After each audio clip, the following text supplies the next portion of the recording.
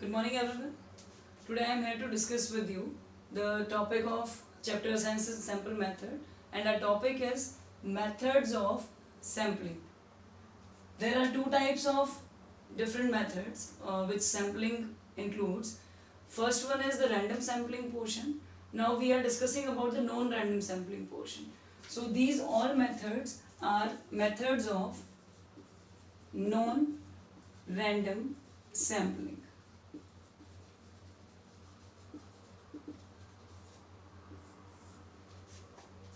To topics हम discuss कर चुके हैं, बट आज मैं फर्स्ट टॉपिक से ही स्टार्ट कर रही हूँ.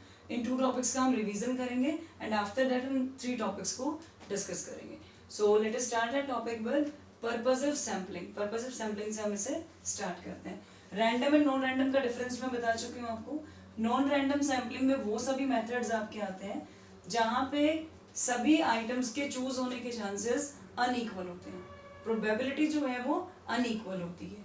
जबकि रैंडम सैम्पलिंग में क्या होता है, ईच एंड एवरी आइटम जो है उसके चूज होने के चांसेस सेम रहते हैं, इक्वल रहते हैं. सो नॉन रैंडम सैम्पलिंग को आप बहुत इजीली डिफरेंशिएट कर सकते हैं.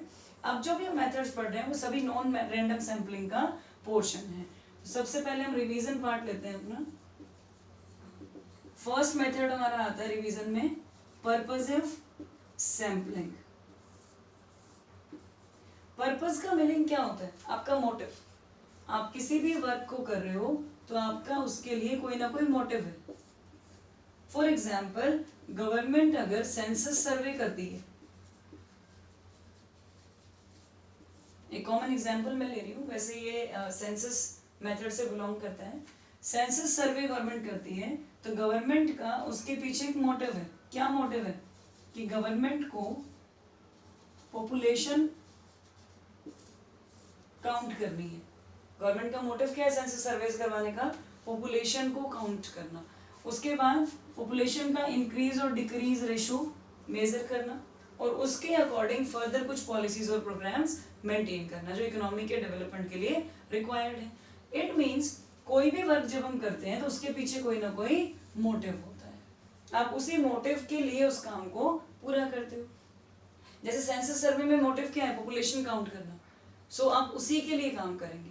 आप नंबर ऑफ पर्सन से मिलते जाएंगे और उनके बारे में डिटेल्स को नोट करते जाएंगे तो वो क्या काउंट हो जाएगी? पॉपुलेशन. सो इट मींस आपने जो वर्क किया वो किससे रिलेट करता है? आपके एम से रिलेट करता है. और आपका एम क्या है? पॉपुलेशन काउंट करने का है. तो इट मींस पर्पसिव सैम्पलिंग, जिसे हम डेलिब्रेट सैम्पलिंग भी बोल देते हैं, इसका सेकंड नेम है ये. इसमें भी क्या होता है कि जो मोटिव है उसके लिए वर्क किया जाता है. ये एक ऐसा मेथड है जहाँ पे जो इन्वेस्टिगेटर है, इस केस में जो इन्वेस्टिगेटर है मींस जो इन्वेस्टिगेशन को कंप्लीट करेगा उसे हम क्या बोलते हैं? Investigator. He himself makes the choices. वो क्या करता है? अपने बेसिस पे चॉइसेस को लेता है. किस चीज की choices? Of the sample items. जो आपका टोटल यूनिवर्स है उसमें से कितने आइटम्स आपको लेने हैं जो आपके सैंपल में आएंगे, उन सभी को यहाँ पे कौन चूज करेगा? इन्वेस्टिगेटर. अब वो किस बेस पे उनको चूज करता है वो मेन पॉइंट है इस टॉपिक पे. वो उसे अपने ओपिनियन के अकॉर्डिंग चूज करेगा. उसका ओपिनियन मीन्स जो उसके अकॉर्डिंग बेस्ट सैंपल्स उसे लगते हैं, जो बेस्ट रिप्रेजेंटेटिव्स हो सकते हैं, जो बहुत बेटर कंक्लूजन्स दे सकते हैं, वो उन्हें चूज करेगा. It means according to him the samples which are perfect for the study are chosen out. it means वो उन्हें चूज कर लेगा. सो इन सैंपल्स को चूज करने का मेन जो पॉइंट है वो किससे रिलेट करता है? With the opinion of investigator. वो इन्वेस्टिगेटर के ओपिनियन से रिलेट करता है. एग्जाम्पल मैंने आपको एक इसका बता दिया था कि अगर आयरन एंड स्टील इंडस्ट्रीज का डेटा हमें कलेक्ट करना है तो इन्वेस्टिगेटर के माइंड में डायरेक्टली एक चीज आती है कि उसको Tata iron and steel industries को इसमें कवर करना होगा. क्यों करना होगा? बिकॉज उसके ओपिनियन के according this is the best industry of iron and steel. किसके ओपिनियन में? इन्वेस्टिगेटर के ओपिनियन में. तो इसी बेसिस पे उसने क्या किया, अपने ओपिनियन के अकॉर्डिंग उसने डेटास को कलेक्ट कर लिया. So this method is known as purposive sampling, in which investigator himself make the choice of the sample items and which items in his opinion are the best representatives of the universe. उसके according जितनी भी iron steel industries पूरे India में वो उसका universe है, और out of that universe Tata जो है उसके अकॉर्डिंग उसके ओपिनियन में बेस्ट इंडस्ट्री है जिसे वो अपने सैंपल में चूज करेगा. क्लियर? अब आता है हमारे पास next point, next method sampling का. मैरिट्स डीमेरिट्स हम पहले डिस्कस कर चुके हैं, तो उन्हें आप रिवीजन कर लें वहीं से. अब हमारा नेक्स्ट टॉपिक है स्ट्रेटिफाइड और मिक्स्ड सैम्पलिंग.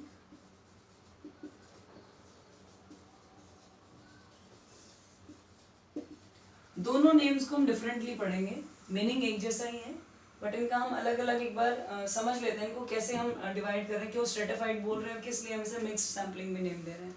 सबसे पहले स्ट्रेटिफाइड का मतलब क्या होता है, किसी भी गिवन यूनिवर्स को या पॉपुलेशन को जो आपको किसी क्वेश्चन में गिवन हो, जो आपका कंप्लीट डेटा कैरी करती है, वो आपकी गिवन पॉपुलेशन है. जब आप उस गिवन पॉपुलेशन को डिफरेंट स्ट्रेटास में डिवाइड कर लेते हो तो उसे हम क्या बोलते हैं, स्ट्रेटिफाइड डिवीजन. तो जब आपने सैंपल्स को चूज किया गिवन पॉपुलेशन में से, क्या प्रिपेयर करके, स्ट्रेटास प्रिपेयर करके, तो उसे हम क्या बोल देते हैं, स्ट्रेटिफाइड सैंपलिंग. अब उन्हीं डिफरेंट स्ट्रेटास, इन्हें आप ग्रुप्स भी याद कर सकते हो ताकि आपको इजी रहे लर्न करने में. ग्रुप्स आपने बना लिए टोटल पॉपुलेशन के. ग्रुप्स किस बेस पे बनाए जाते हैं, जो भी आप ग्रुप्स बनाओगे वो एक तरह की फीचर्स को लेकर एक पर्टिकुलर ग्रुप बनाया जाएगा. क्योंकि हम जब सैंपल्स को उठाते हैं तो ये बहुत इंपॉर्टेंट है कि आपकी पॉपुलेशन का जो पोर्शन है वो एक जैसा हो. अगर बहुत ज़्यादा डाइवर्स कैरेक्टरिस्टिक्स होंगे, एक दूसरे से बिल्कुल डिफरेंट होंगे, तो बहुत प्रॉब्लम्स क्रिएट होंगी सैंपल को प्रिपेयर करने में. सो इसीलिए यहाँ पे जो ग्रुप्स बनाए जाते हैं वो उनके एक जैसी फीचर्स को लेके प्रिपेयर किए जाते हैं. तो स्ट्रेटिफाइड हो गया. सैम्पलिंग कैसे हुआ, मिक्स सैम्पलिंग क्यों बोला गया, बिकॉज जो भी स्ट्रेटास आपने बनाए, अब हम क्या करेंगे, रैंडमली उसमें से आइटम्स को चूज करेंगे. कहां से आइटम्स आप चूज कर रहे हैं, आउट ऑफ द ग्रुप्स और stratas prepared out of the population. जो भी आपने पॉपुलेशन के ग्रुप्स बनाए, अब उन ग्रुप्स में से रैंडमली जो आपके अकॉर्डिंग बेस्ट है आप उसको चूज कर लोगे. तो आपने दोनों तरह की सैम्पलिंग को मिक्स कर दिया ना इसमें. फर्स्ट आपने क्या मिक्स किया, स्ट्रेटास बनाए, पर्पसिव बनाए. पर्पस था हमारा कि ग्रुप बनेंगे तो ही बेटर सैंपल चूज हो पाएगा, तो पर्पसिव सैम्पलिंग आ गई. फिर आप रैंडमली चूज कर रहे हो तो कौन सी सैम्पलिंग आ गई, रैंडम सैम्पलिंग आ गई. दोनों का मिक्सचर किसके इक्वल आ गया, मिक्स सैम्पलिंग. अब इसका एक एग्जांपल हमने लिया था एक क्लास के स्टूडेंट्स का.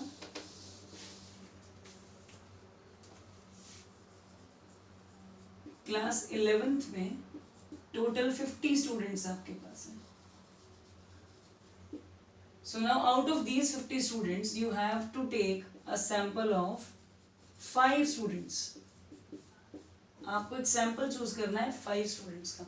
But the issue is that these 50 students includes the students of maths also and home science also. Means दो सब्जेक्ट जिन्होंने अलग अलग सेपरेटली पढ़े हैं वो सभी इसमें मिक्स हैं अकॉर्डिंग टू 10th. तो पहले हमें क्या करना है, उसी फीचर के अकॉर्डिंग स्टूडेंट्स को डिफरेंशिएट कर लेना है. तो 50 स्टूडेंट्स, फर्स्ट जो स्ट्रेटा होगा आपका, फॉर एग्जांपल 30 स्टूडेंट्स हमने इसमें ले लिए, और ये 30 स्टूडेंट्स जो हैं आपके ये मैथ्स के हैं जिनके पास 10th में मैथ था, जिन्होंने मैथ ऑप्ट किया था. सेम इसी वे में सेकंड स्ट्रेटा या ग्रुप आप बनाएंगे.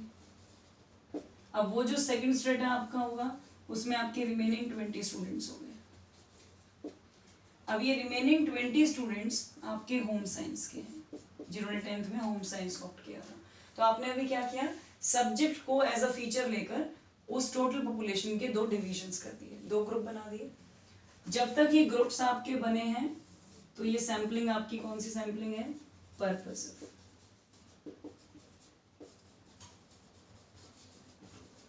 ये आपकी पर्पसिव सैम्पलिंग है. अब हम आ जाते हैं नेक्स्ट पॉइंट पे. कितने नंबर ऑफ स्टूडेंट्स का सैंपल चाहिए, 5. अब कोई फिक्स्ड परसेंटेज यहाँ पे नहीं है कि आपको एक स्ट्रेटा में से कितने नंबर ऑफ स्टूडेंट्स को लेना है, कितने सैंपल्स चूज करने हैं। ये आपके ऊपर डिपेंड करता है, ये इन्वेस्टिगेटर पे डिपेंड करता है कि उसके अकॉर्डिंग उसे क्या लग रहा है कि कौन सा स्ट्रेटा ज़्यादा बेस्ट सैंपल्स उसको दे पाएगा, उसके अकॉर्डिंग वो उन्हें चूज कर लेगा। फॉर एग्जाम्पल उसने फर्स्ट स्ट्रेटा में से हम दो एग्जाम्पल्स यहाँ ले लेते हैं इसके। For example first strata out of 30 students उसने 3 स्टूडेंट्स को लिया, तो रिमेनिंग 2 वो कहाँ से लेगा, सेकेंड स्ट्रेटा से लेगा। सो ये उसने कैसे चूज किया, रैंडमली। सो ये कौन सी सैम्पलिंग हो गई आपकी, रैंडम सैम्पलिंग, बिकॉज कुछ फिक्स नहीं था ना कि एक ग्रुप से कितने स्टूडेंट्स को लेना है, बस उसे अपना सैंपल कंप्लीट करना है। इसके बाद हो सकता है वो ऐसा करे 4 स्टूडेंट्स यहाँ से ले ले और 1 स्टूडेंट यहाँ से ले, सो ये भी पॉसिबल है। तो दोनों ही केसेस किसके हो गए आपके, रैंडम सैम्पलिंग के। सो इसीलिए इन दोनों का एडिशन करके हमने इसको क्या नेम दे दिया, मिक्स्ड सैम्पलिंग। आई थिंक अब क्लियर हो गया होगा आपको that what is stratified and और मिक्स्ड सैम्पलिंग, और why we name this stratified sampling mixed sampling. अब आ जाते हैं हम न्यू टॉपिक पर जो हमने पहले डिस्कस नहीं किया, दैट इज सिस्टमैटिक सैम्पलिंग। आपको नेम से क्या क्लियर हो रहा है, sampling in the way of proper system. जो आप एक प्रॉपर सिस्टम से काम शुरू करते हैं उसे हम क्या बोलते हैं, systematic sampling.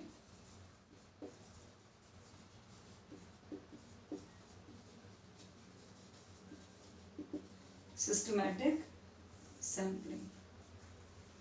So systematic sampling or according to this method, units of population are numerically, geographically or alphabetically arranged. या तो आप कैसे अरेंज कर रहे हो उनको, न्यूमेरिकली अरेंज करते हो या फिर आप उन्हें ज्योग्राफिकली अरेंज करते हो, और न्यूमेरिकली मीन्स नंबर्स में अरेंज करना, geographically means area wise arrange करना, और the last point is alphabetically arrange करना। जो भी आपकी पॉपुलेशन है, सबसे पहला स्टेप आपका क्या होगा, that population is arranged according to numerically, geographically और अल्फाबेटिकली, कि तीनों में से कोई भी एक तरीके से आप उस गिवन यूनिवर्स को अरेंज करोगे। अब जैसे ही वो गिवन आपका यूनिवर्स अरेंज होगा, उसका कोई भी nth आइटम, इट मीन्स कुछ सिस्टम ऐसे फर्स्ट टाइम पे फिक्स नहीं है, एवरी nth आइटम जो होगा of the numbered items,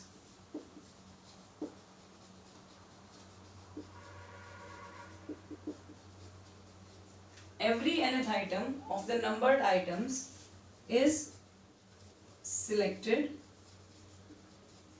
as a sample.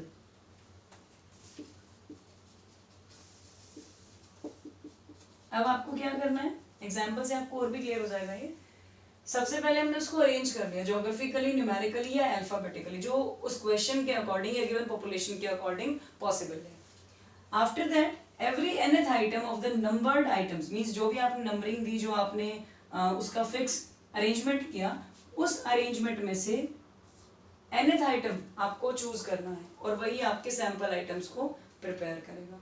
अब सिस्टमैटिक क्यों बोल रहे हैं, पहला आइटम जब आप चूज करेंगे तो रैंडमली होगा, फर्स्ट ग्रुप में से आप कोई भी एक नंबर आप उठा लेंगे, बट आफ्टर दैट वही nth आइटम इक्वल गैप के साथ आपको चूज करना है। That's why this is known as systematic sampling. इसीलिए हम इसे क्या बोल रहे हैं, सिस्टमैटिक सैम्पलिंग बोल रहे हैं। सो एग्जाम्पल से हम समझते हैं कि आपको कैसे अरेंज करना है और कैसे आप उसे चूज करोगे। सो यहाँ पे आपको एक एग्जाम्पल गिवन है, 100 स्टूडेंट्स जो हैं वो आपकी टोटल पॉपुलेशन है, ये हमारा यूनिवर्स है, और आउट ऑफ दीज 100 10 स्टूडेंट्स आपको चूज करने हैं एज योर सैंपल। ये आपका क्वेश्चन है।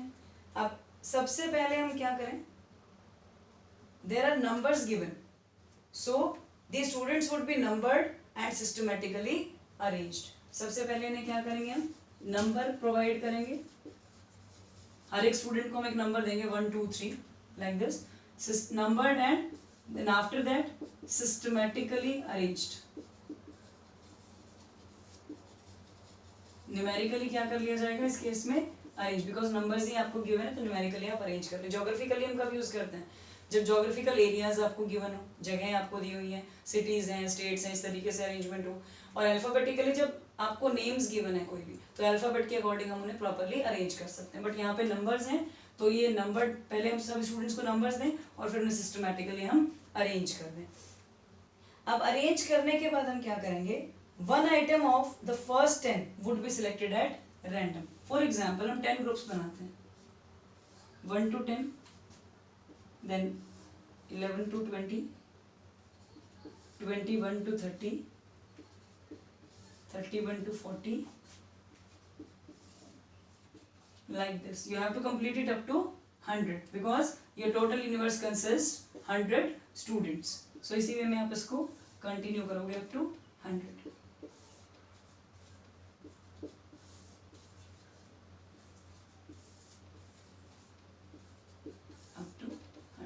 Now this is your arrangement. ये हमने systematically given terms को arrange कर दिया up to 100.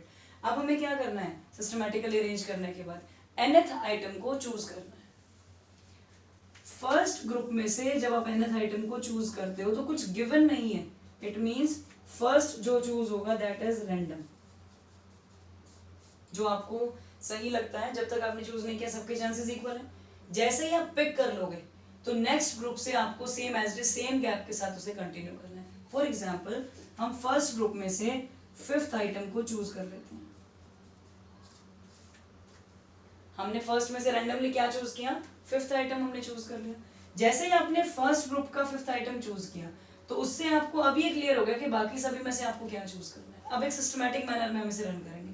For example 5th के बाद 10 का गैप आप ले लो, सेंटर्ड वैल्यू उसकी क्या हो जाएगी 15, ये हमने चूज किया, देन 25, 35, 45 और सेम इसी वे में ये कंटिन्यू हो जाएगा। 1 2 3 4 5 6 7 8 9 10 and your sample is completed. So ये आपका कौन सा मेथड हो गया, सिस्टमैटिक सैम्पलिंग, जहां सबसे पहला स्टेप आपका क्या होगा, गिवन डेटा को या जो गिवन आपकी यूनिवर्स या पॉपुलेशन है that is firstly arranged, systematically arrange करिए। डिपेंड करता है न्यूमेरिकल है, ज्योग्राफिकल है या अल्फाबेटिकल है, उसी के अकॉर्डिंग आप अरेंज कर देंगे। After that arrangement you have to pick out a single nth item from the first given group और the divided group randomly.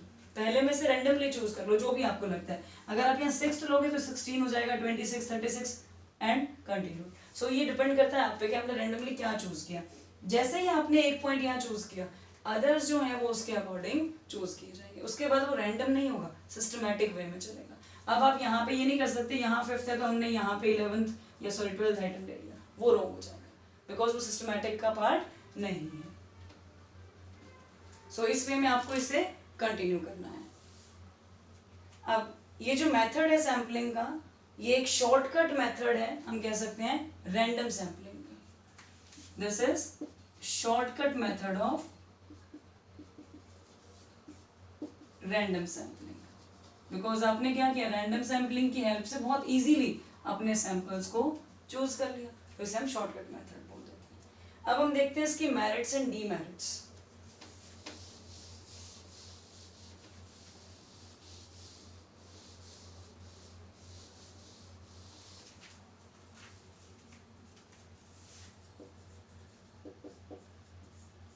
First merit, this is a simple method.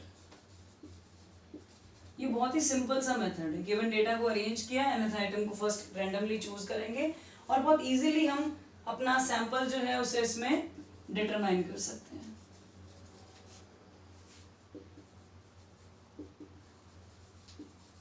Sample is easily determined.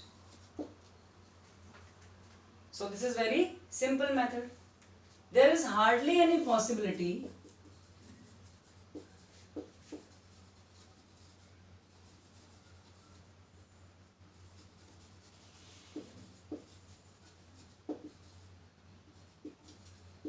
Hardly any possibility of personal bias.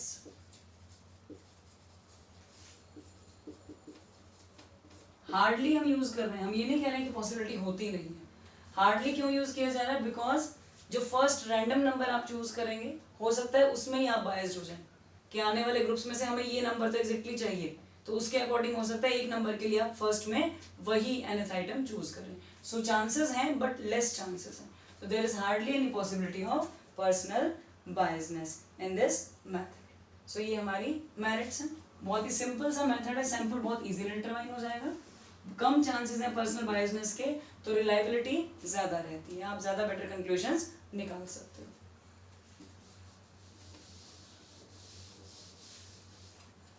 अब हमारा next point आता है demerits. Problems क्या क्या हैं इस method में? First is every item in the population does not get equal chance. Every item of the universe और योर पॉपुलेशन, जो आपका गिवन डेटा है, जो आपका यूनिवर्स है या पॉपुलेशन है, उसके सभी आइटम्स को इक्वल चांस नहीं मिलता है।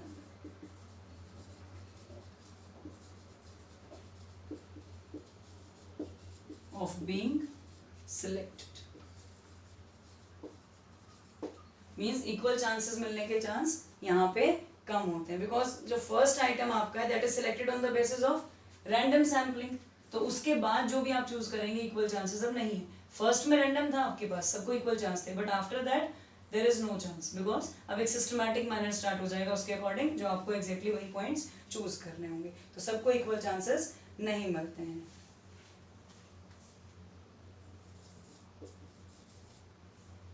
If all the items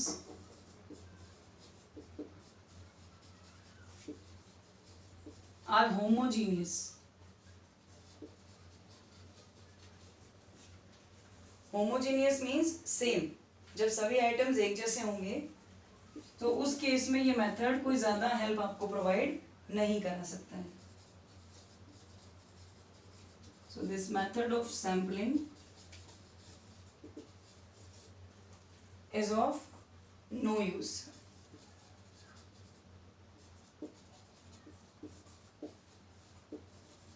क्योंकि जब सभी चीजें एक जैसी होंगी, जो आपने सैंपल चूज किया उसकी, और सारे आइटम्स आपके होमोजीनियस ही हैं, तो एग्जैक्टली सेम तरह की चीजें आपने चूज कर ली, तो सैंपल जो है वो डिफरेंशिएट नहीं कर पाएगा डिफरेंट चीजों को, बेटर रिप्रेजेंटेटिव नहीं हो पाएगा। सो ये दो डीमेरिट्स होंगी मेन। एक तो इक्वल चांसेस नहीं मिल रहे हैं, इक्वल चांसेस ना मिलने का मतलब कि आप जो भी चूज कर रहे हैं जरूरी नहीं है वो बेस्ट रिप्रेजेंटेटिव आपने चूज किया, हो सकता है कुछ इंपॉर्टेंट आइटम्स आपके रह जाएं उसमें। और दूसरा, अगर होमोजीनियस हैं तो इस मेथड का कोई बेटर यूज आपको यहाँ पे नहीं मिलेगा, कोई बेटर पर्पस ही कंप्लीट नहीं कर पाएगा। So these are the demerits of systematic sampling. Now our fourth method of non random sampling is quota sampling. Quota word आप सभी ने सुना हुआ है पहले भी। किसी भी चीज के लिमिट्स को जब हम फिक्स कर देते हैं तो उसे हम क्या बोलते हैं? कोटा बोलते हैं। सेम उसी से हम थोड़ा सा यहाँ पे रिलेट करके इसको पढ़ेंगे।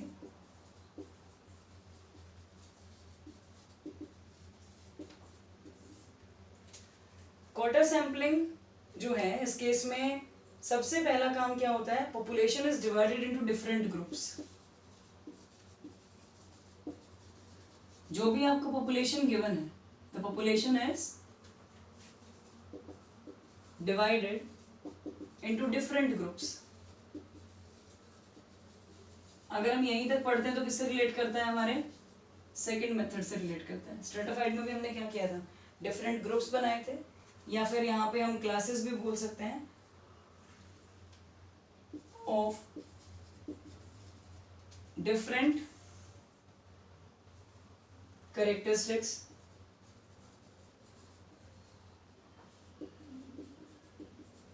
Of population.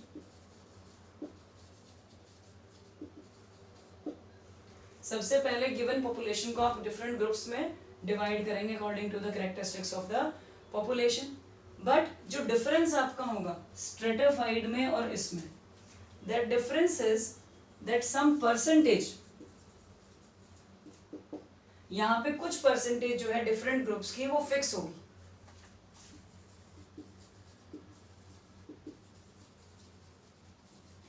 किस चीज के लिए फिक्स होगी? जब आपको कुछ भी चूज करना है तो जो आप चूज करने वाले हैं इन ग्रुप्स में से वो टोटल पॉपुलेशन का फिक्स पार्ट होगा।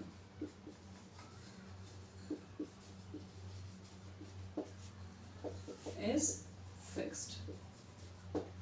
यहां हमने क्या पढ़ा था? रैंडमली चल रहा था कि आपने जो आपका मन किया जितना पॉइंट आपको जहां से लेना उसे आप चूज कर लो।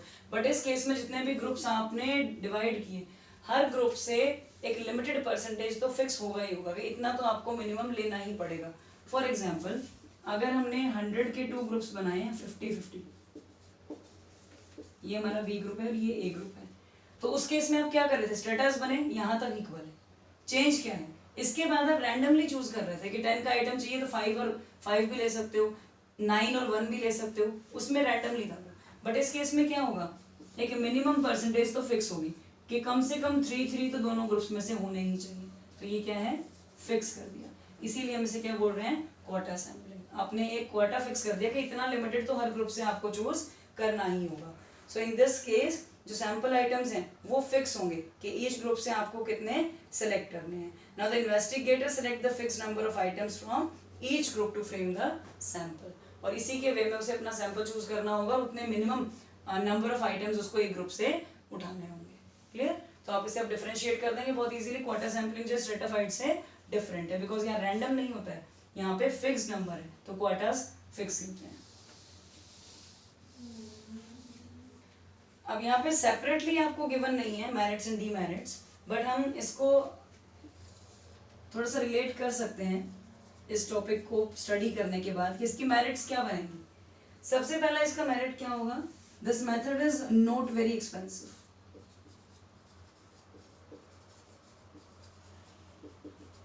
बहुत ज्यादा एक्सपेंसिव मेथड नहीं है बिकॉज ग्रुप्स आपको डिवाइड करने आप इजीली कर सकते हो और उसके बाद आप सिलेक्शन कर सकते हो। हाँ, सिलेक्शन के टाइम पे आपके पास जो है फिक्स क्वार्टर्स हैं, उसके अकॉर्डिंग आपको चूज करना है। बट क्वार्टर्स आपको ही चूज करने हैं, नंबर ही तो फिक्स है, तो पर्सनल बायसनेस के चांसेस ज्यादा हैं क्योंकि जब आप अपने बेसिस पे चूज कर रहे हो तो पॉसिबिलिटी है कि आप पर्सनली बायस्ड हो जाओ। तो ये जो है ये डीमेरिट्स में आपका आ जाएगा।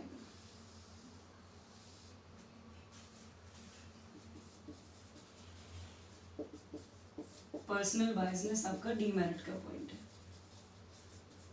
कि चांसेस हैं जो इन्वेस्टिगेटर को लगता है कि ये चूज करना जरूरी है वो उसे अपने अकॉर्डिंग चूज कर ले तो वो बायसनेस शो कर सकता है और उसी के अकॉर्डिंग क्या होगा? रिलायबिलिटी भी क्या हो जाएगी? Decrease,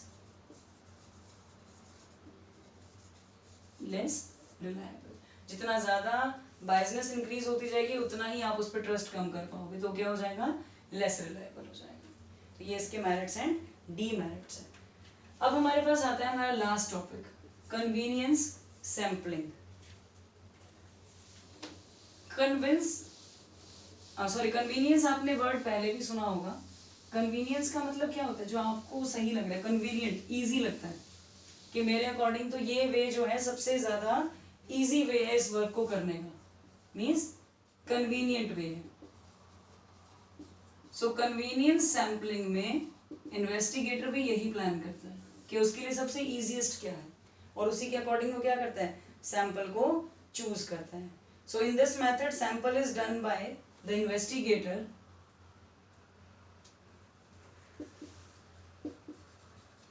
in this method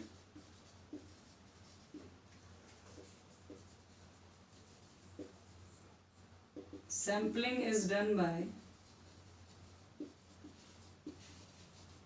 the investigator। किस बेस पे उठाएगा वो सैंपल्स को? in such a manner that suits his convenience।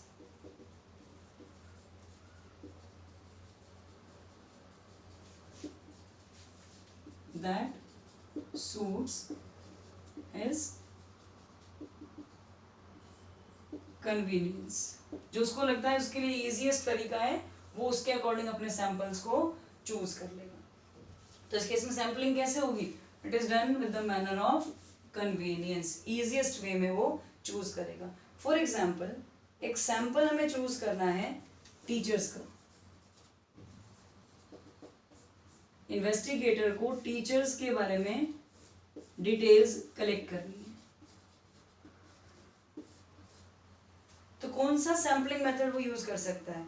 एक तो वो पर्सनली सबसे मिले, जो बहुत बड़ा मेथड हो गया जहाँ पे बहुत सारी मैन पावर, वही टाइम से मनी, उन सब चीज़ों की रिक्वायरमेंट बढ़ती जाएगी। बट उसी केस में उन टीचर्स की डिटेल्स अगर वो कॉलेज के प्रोस्पेक्टस से उठा लेता है,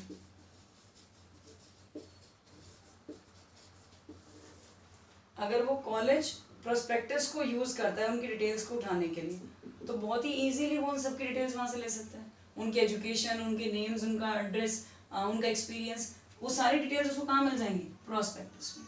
सो ये प्रोस्पेक्टस उसने क्यों चूज किया? बिकॉज उसके अकॉर्डिंग ये क्या है? Easiest way to choose a sample. उसने अपनी कन्वीनियंस के अकॉर्डिंग इस चीज को इस तरीके से चूज कर लिया। तो जब इन्वेस्टिगेटर कन्वीनियंस के अकॉर्डिंग काम करता है, सैंपल्स चूज करता है, so that is known as convenience sampling. अब इसके क्या मेरिट्स हैं और क्या डीमेरिट्स हैं? सबसे पहले जो मेरिट है, बहुत ही सिंपल मेथड है। This is very simple method, इसमें कोई प्रॉब्लम्स नहीं है, तो आप इसे सिंपल मेथड बोल सकते हो। लीस्ट एक्सपेंसिव है, टाइम, मनी, मैन पावर, सारी चीजें आप इसमें सेव कर पा रहे हो। डीमेरिट्स क्या है? ये अनसाइंटिफिक मेथड है।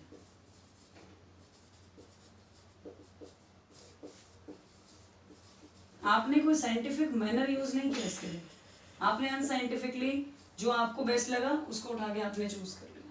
और जब आप अनसाइंटिफिक वर्क करते हो तो चीजें क्या हो जाती हैं? अनरिलायबल हो जाती हैं, ट्रस्ट करना टफ हो जाता है। तो इसीलिए ये अनसाइंटिफिक हो जाएगा और इसी वजह से अनरिलायबल भी हो जाएगा। सो ये डिपेंड करता है एक्चुअली, एनुमरेटर जो है, जो चूज करने वाला पर्सन है, इन्वेस्टिगेटर ने जिसको अपने बिहाफ पे भेजा है या खुद जो वो चूज कर रहा है, वो किस वे में उसको ले रहा है। तो उसका जो कन्वीनियंट का वे है, कन्वीनियंस का, उस पर डिपेंड करेगा कि उसका मेथड रिलायबल होगा या नहीं होगा। कई बार हो सकता है ज़्यादा इजी करने के उसमें वो ज़्यादा सिंपल वे में काम करने के लिए बेस्ट सैंपल्स चूज ही ना कर पाए, तो उसके अकॉर्डिंग रिलायबिलिटी क्या हो जाएगी? डिक्रीज हो जाएगी। तो ये डिपेंड करता है कि वो किस वे में सैंपल्स को चूज कर रहा है। अब इस चैप्टर का लास्ट टॉपिक हमारे पास है, जिसमें हम डिस्कस करेंगे रिलायबिलिटी ऑफ सैंपलिंग मेथड।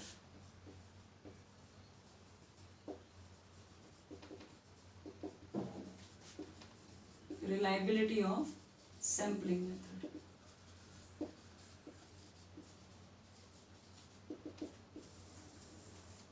इसमें हम 4 पॉइंट्स को डिस्कस करेंगे। फर्स्ट पॉइंट आपका आता है साइज ऑफ द सैंपल।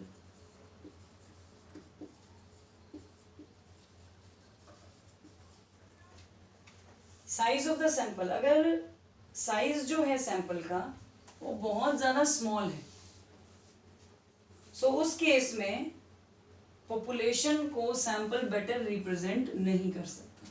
ये हमने स्टार्टिंग में भी पढ़ा था कि सैंपल्स आप तभी चूज कर सकते हो जब पॉपुलेशन लार्ज है, ताकि आप बेस्ट रिप्रेजेंटेटिव उसमें से निकाल पाओ।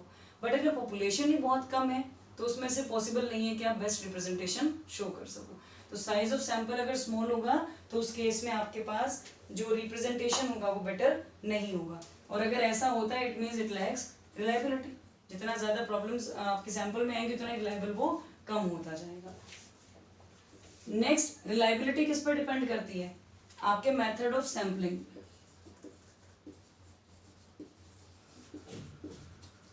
डिपेंड करता है कि कहाँ पे आपका क्या मोटिव है, उसी के बेसिस पे आप कौन सा जो मेथड है उसे आप यूज कर सकते हो। तो सबसे ज्यादा जो एडिक्वेट है उसी को आपको चूज करना है, क्योंकि रिजल्ट जो है वो उनके ऊपर ही डिपेंड करते हैं। So it means if the method of sampling is not simple and exhaustive, जिसे आप बहुत इजीली यूज कर पाए, so that will not adequately represent the population. वो आपकी पॉपुलेशन को बहुत प्रॉपरली रिप्रेजेंट नहीं कर पाएगा। थर्ड पॉइंट, अगर यहाँ पे जो बायस हैं, कॉरेस्पॉन्डेंट्स हैं या एन्यूमरेटर्स हैं, तो बायसनेस के साथ ही डेटास करेक्ट हुए, तो जो चीज़ें बायस्ड हैं ऑटोमेटिकली रिजल्ट कैसा हो जाएगा, रिलायबिलिटी डिक्रीज हो जाएगी, एक्यूरेसी का लेवल बहुत ही डाउन हो जाएगा। सो एन्यूमरेटर्स पे भी ये डिपेंड करता है जो सैम्पलिंग मेथड को यूज़ कर रहे हैं कि वो किस वे में उसको यूज़ करते हैं। अदरवाइज रिलायबिलिटी जो है वो सफ़र करेगी अगर पर्सनल बायसनेस ज़्यादा है। इसके बाद आता है पॉइंट ट्रेनिंग ऑफ एन्यूमरेटर्स। अगर आपके एन्यूमरेटर्स जो आपके बिहाफ पे काम कर रहे हैं सैंपल्स को चूज करने का, डेटा कलेक्ट करने का, वो प्रॉपरली ट्रेंड नहीं है, जिनको पता ही नहीं है कि सैम्पलिंग मेथड किस वे में चूज किए जाते हैं, कैसे उनका यूज किया जाता है, तो उस केस में पॉसिबिलिटी नहीं है कि वो बेस्ट सैंपल को चूज कर पाए और हम उसका बेटर वे में यूज कर सकें। सो ये चीज़ें ये शो करती हैं कि आपका जो सैम्पलिंग मेथड है वो रिलायबल कब होगा, जब ये सारे पॉइंट्स आपके लिए पॉजिटिव वे में वर्क करेंगे। अदरवाइज सैंपल पे जो आपका ट्रस्ट है, रिलायबिलिटी है, वो कंटिन्यूअसली डिक्रीज होती जाएगी step by step. Now this chapter is completed. So in the last we are taking a topic which is given in your page number 56, statistical errors. ये आपकी बुक में last में given है, statistical errors. आपको पता होना चाहिए because MCQs आने लग गए हैं अभी हमारे एग्जाम्स में। सो एमसीक्यूज में ये पूछा जा सकता है। सो इसमें हम दोनों तरह के एरर्स को डिस्कस करेंगे, sampling and non sampling errors.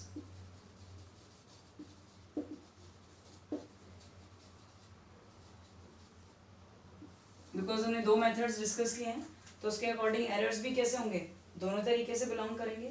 So first हम डिस्कस करते हैं सैम्पलिंग एरर। एरर मीन्स जब आपने कोई डेटा कलेक्ट किए तो प्रॉपरली कलेक्ट नहीं हुए, कुछ ना कुछ कमी उसमें रह गई, कुछ एरर हो गया, गलतियां उसमें हो गई, मिस्टेक्स हैं, वो कैसे होती हैं और उनसे क्या इफेक्ट आता है। सो सबसे पहले हम आते हैं सैम्पलिंग एरर्स पे। सैम्पलिंग एरर्स होने के चांसेस सबसे ज्यादा कब होते हैं, जब आपकी पॉपुलेशन का साइज बहुत ही ज्यादा कम होता है। और जब आपकी पॉपुलेशन का साइज स्मॉल होगा तो ऑटोमेटिकली जो आपका सैंपल आपने सेलेक्ट किया है वो आपको प्रॉपर रिप्रेजेंटेशन नहीं दे पाएगा। सो जो एस्टिमेटेड वैल्यू आपकी है वो एक्चुअल वैल्यू से डिफर करेगी, अलग होगी। सो ये डिफरेंस कब क्रिएट होता है, एस्टिमेटेड वैल्यू और एक्चुअल वैल्यू के बीच में। एक्चुअल मीन्स जो रिजल्ट आपके पास आ चुका है, एस्टिमेटेड जो आपने प्री प्लान किया था ये आना चाहिए। सो ये जो डिफरेंसेस हैं ये कब आते हैं आपके पास, जिस केस में साइज ऑफ पॉपुलेशन बहुत ही कम होगा, तो आपका रिप्रेजेंटेशन प्रॉपर नहीं है और आपके आंसर्स में डिफरेंसेस होंगे। आप प्लान कुछ कर रहे हैं बट एक्चुअली जब रिजल्ट आ जाएगा तो उनके बीच में डिफरेंसेस होंगे। सो ये आपके सैम्पलिंग एरर्स हैं। सैम्पलिंग एरर्स में एक ही पॉइंट हमारे पास है बिकॉज यहाँ पे थोड़ा सा ये सिंपल मेथड है। नॉन सैंपल्स में मेथड्स बहुत ज़्यादा यूज होते हैं, इसीलिए चांसेस भी सैम्पलिंग नॉन सैम्पलिंग एरर्स में ज़्यादा होते हैं। Next is non sampling errors. First chance non sampling errors में बिकॉज ऑफ मेजरमेंट क्रिएट होता है, एरर ऑफ मेजरमेंट। इसका मीनिंग क्या होगा, जब भी आप जो आपका डेटा है उसको गलत स्केल से मेजर करते हैं, scale in the sense proper manner में उसको मेजरमेंट उसका नहीं हुआ सही वेज में, सही फॉर्मूलाज के साथ, या फिर हमने जब राउंड ऑफ किया तो वो प्रोसीजर आपका गलत यूज हो गया। सो दो चीजें इफेक्ट करती हैं और इन एरर्स को क्रिएट करती हैं। पहला तो आपका स्केल ऑफ मेजरमेंट और सेकंड आपका राउंडिंग ऑफ प्रोसीजर। कोई भी आंसर आपके पास है, आपने उसको राउंड ऑफ कर दिया रॉन्ग वे में, तो एग्जैक्ट आंसर से वो मैच नहीं करेगा, तो एस्टिमेटेड और एक्चुअल वैल्यूज में डिफरेंस क्रिएट हो जाएगा। सेकंड जो एरर होता है आपका इसमें, एरर ऑफ नॉन रिस्पॉन्स।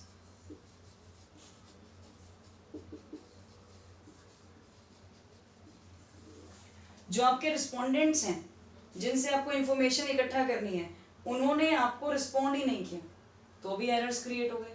तो उनकी तरफ से जो रिस्पॉन्स आता है उसके बाद हम कंक्लूजन्स कैलकुलेट करते, वो रिस्पॉन्स है ही नहीं हमारे पास, सो उससे भी क्या होगा, error of non response create हो जाएगा। Third point is error of miss interpretation,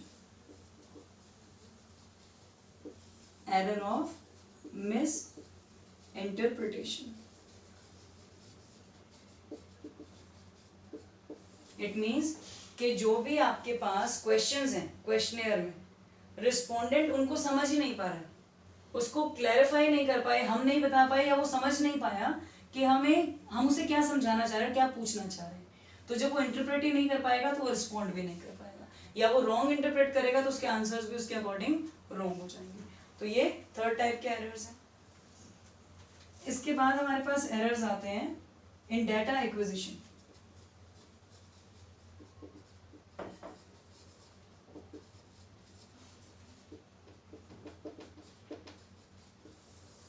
जब आपने डेटा करेक्ट तो कर लिया पर रिकॉर्ड आपने अनकरेक्ट कर दिया उसको, इट मीन्स रिकॉर्ड करने के टाइम पे प्रॉब्लम्स क्रिएट हो गई। कोई डेटा का नंबर आपको रिकॉर्ड करना था 5, बट आपने इसको 50 से रिकॉर्ड कर दिया, तो इसे हम क्या बोलते हैं, error in data acquisition.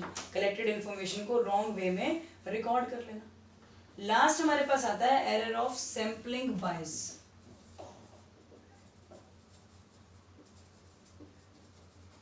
It means sample को चूज करते टाइम जब हम बायस्ड हो गए तो भी आपके पास कैसा एरर क्रिएट हो जाएगा, बायसनेस का। इट मीन्स बहुत सारे जो सैंपल्स सम रीजन हमने कलेक्ट नहीं की क्योंकि हम बायस थे दूसरी चीज़ों को चूज करने के लिए और वो इंपॉर्टेंट था, तो उस तरह की जो चीज़ें हैं वो क्या क्रिएट करती हैं, error of sampling bias create करती हैं। अब दो तरह के एरर्स हमने डिस्कस किए, सैम्पलिंग एंड नॉन सैम्पलिंग। ज़्यादा प्रॉब्लम्स कहाँ क्रिएट होती हैं, जहाँ पे आपका फील्ड लार्जर होगा, उन एरर्स को आपको कम करना बहुत ही मुश्किल हो जाता है। जो सैम्पलिंग एरर्स हैं उन्हें हम मिनिमाइज कर सकते हैं। सैम्पलिंग एरर्स कैसे कम हो जाएंगे, आपकी पॉपुलेशन को आप लार्ज कर दो तो इस एरर को आप कम कर सकते हो, बट नॉन सैम्पलिंग एरर्स को मैनेज करना बहुत ही टफ हो जाता है क्योंकि बहुत सारे तरीके के एरर्स नॉन सैम्पलिंग में आते हैं। सो इसीलिए ये बहुत इंपॉर्टेंट है कि नॉन सैम्पलिंग एरर्स जो है वहाँ पे जब चांसेस नहीं है कि आप उन्हें करेक्शन कर पाओ उनका, तो इसीलिए जब चूज करते हैं सैंपल्स को तो हमें बहुत ज़्यादा इन चीज़ों का ध्यान रखना चाहिए ताकि ये प्रिकॉशंस रखने के बाद ये इश्यूज क्रिएट ना हो। अदरवाइज इनमें से एरर्स को रीचेक करके करेक्शंस करना बहुत ही टफ प्रोसीजर है। So now this chapter is completed. हमने सारे टॉपिक कवर कर लिए हैं विद एरर्स। सो अभी आप इसको स्टार्टिंग से रिवाइज करोगे and in our next lecture we will start a new topic or a new chapter.